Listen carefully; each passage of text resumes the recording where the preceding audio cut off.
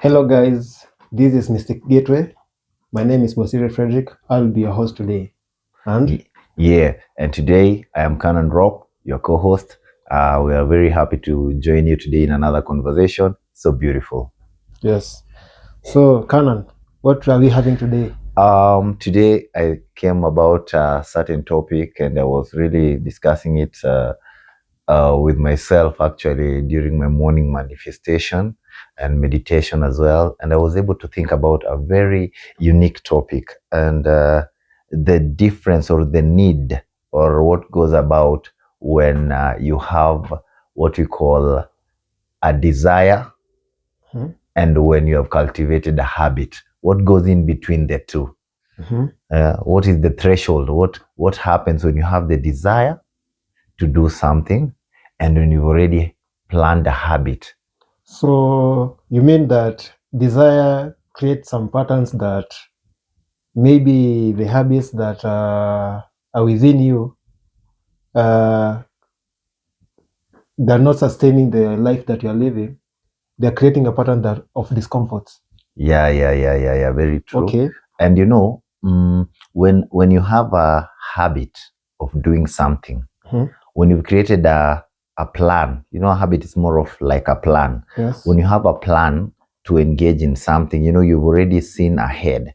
But desires, in most of the time, they come in between a planned habit or a habit, and that's where a lot of commotion comes in our day-to-day lives, Mhm. whereby desire comes in between what your agenda was, what your habit had, of course, had in plan of your day. Let us put like this.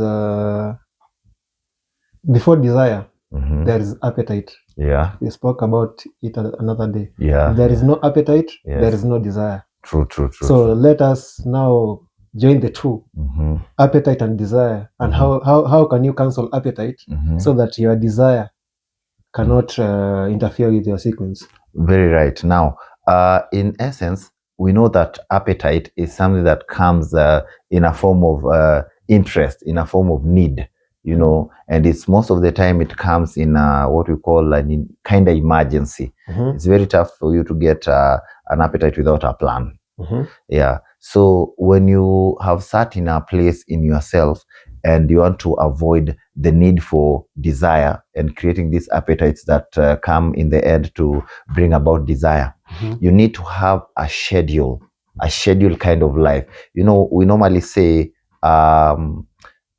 patterns create a habit, you see. And when your day-to-day operation, for example, you know that this week, I'm saying like I'm starting on a Sunday. I've decided that this week I'll behave like this on Monday. I'll behave like this on Tuesday. I'll behave like this on Wednesday. I'll behave like this on Friday, Saturday, back to Sunday. Mhm. That is now what we call organization and planning the habit of the week. So that when you plan your habit, you will end up shunning or kinda distracting or being able to say no to desires because you already have a plan. Okay. Yeah, I was telling you about this example that there's a man or a husband somewhere, and he has his friends always on Friday. This guy says that before anything, after he completes work, he has to go and grab meat, milk, bread for the next day for the family, and of course place them, for example, in the car, or if he has a bag or a storage form, he places them there, and then he goes to a fellowship. Let's say, for example, at around maybe 5 to 6, he has done the shopping. 6, he goes to fellowship. After he clears fellowship, he knows that it is around 7:38. He's going home to meet his family and now be ready to spend the weekend with them. Okay. But now when the desire, if he didn't have this habit, then a friend from maybe probably the latter life that he had calls him and tells him, yo bro, pitia hapa, kuna mpango niko nayo. You see, the desire will come in. If he didn't have a habit, the desire will come in and he will feel that he has an appetite for that program, and he might end up not reaching out to this good behavior, positive behavior that he's supposed to engage in and go home. And now from Friday, you know what normally happens? Anasikia ako Mombasa, Naivasha, you know, such and such.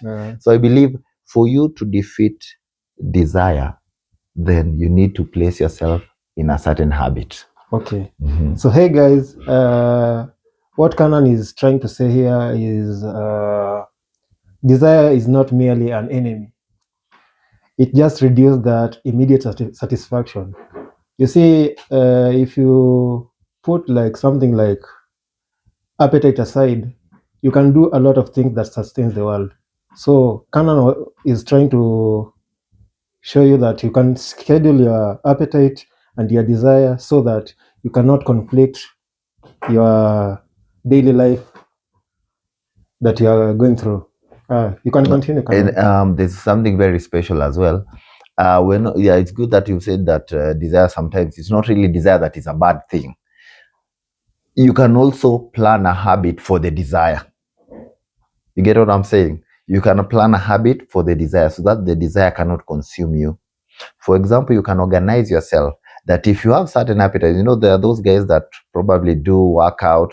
The ladies know this most of the time. And someone is buying you chocolate, someone is buying you ice cream. Yeah, sometimes there's that desire. You had the habit that you are saying, I'm going only to do healthy meals. Mimi, it's all about fruits. It's all about, you know, healthy proteins, you know, and stuff. Just but healthy. Once in a while, that guy says, hey, leo tuko na date, or your friend, girlfriend's dates, somehow, or even you're passing by a certain ice cream shop and you're like, I want to really, really, really grab one. So sometimes you can also plan the desire to be part of the habit so that you can be ready in such a way that the habit cannot meet you in a place of shock, for example. So you can decide actually to make sure that every Wednesday I'll grab 2 or 3 scoops of ice cream. So this desire that was supposed to come and hit you, you've already met it before it has done anything to confuse you. So every Wednesday you're grabbing two scoops of the ice cream. And even the guys, some of these guys, they know that, hey, me, I want to do 1, 2, 3. You just schedule it in your habit so that it becomes a controlled desire. And you end up now managing your life in a way that the desire will not consume you to start having what is called autopilot. And then you find the spirit of negativity comes in, that you cannot even calculate the outcome. Now some things just happen haphazardly. You're like, oh, maze, Monday, nilitumia how much? Oh, this happened, that happened. You know, you can plan the desire to be part of the habit so that you can limit the desire from having control over you. So in short, you're saying that these habits, these patterns, the brain registers them as your first impression of what you keep on doing. So to avoid these things, you must reduce those habits because they come as thoughts, and these thoughts, they come as feelings, and these feelings, they interfere with the actions, and these actions, they create your character. So people can see your character based on your actions that you are doing. So to avoid these things, you can try to improve that movement of going from here to here.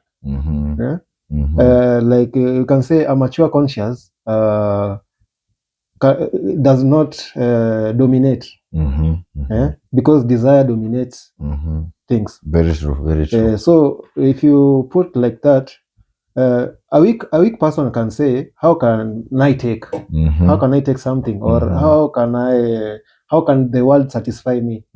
But a mature conscious says that, what can I bring to the world? If you say that sentence, everything changes. Even everything you cannot have an appetite. True. I think that's a good deduction to say.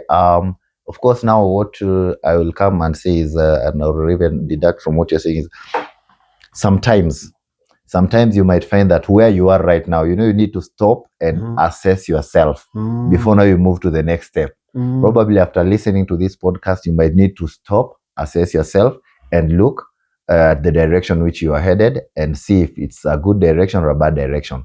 Now, in that case, it's really a good thing to know that probably you were subconsciously creating a habit in yourself that was fully based on desires. Yes. So you're already having a habit, but this habit was kind of 80 to 90%, filled with the habits created by desires.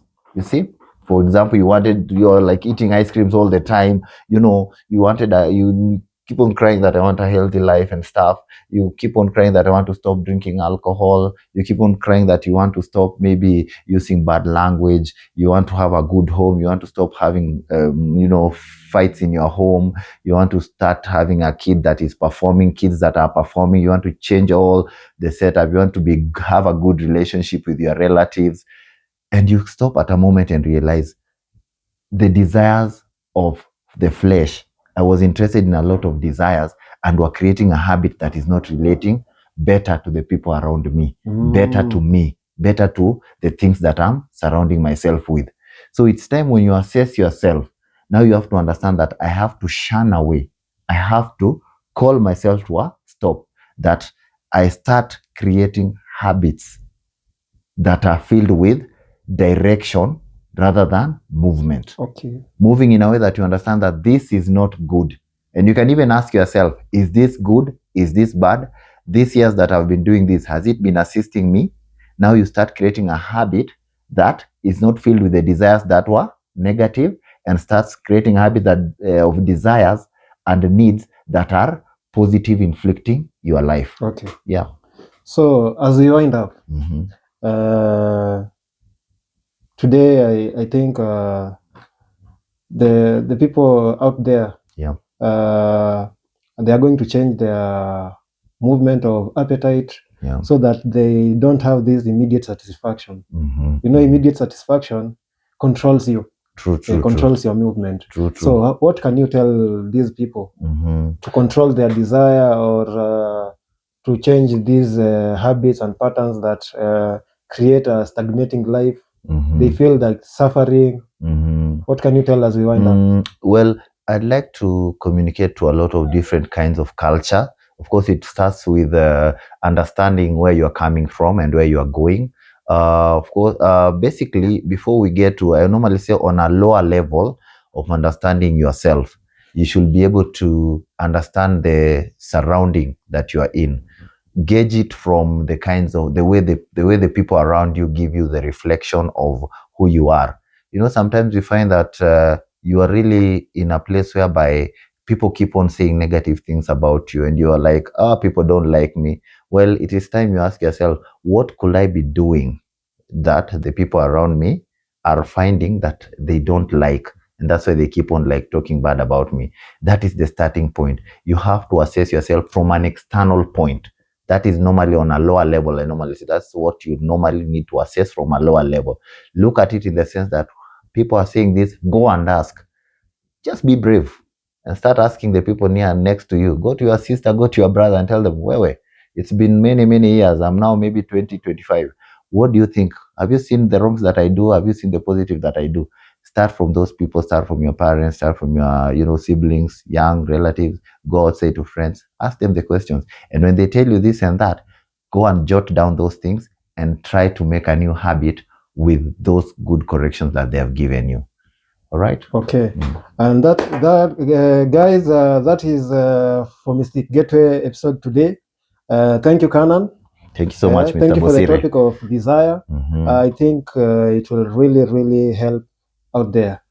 So, cheers. Cheers. Pamoja. Okay.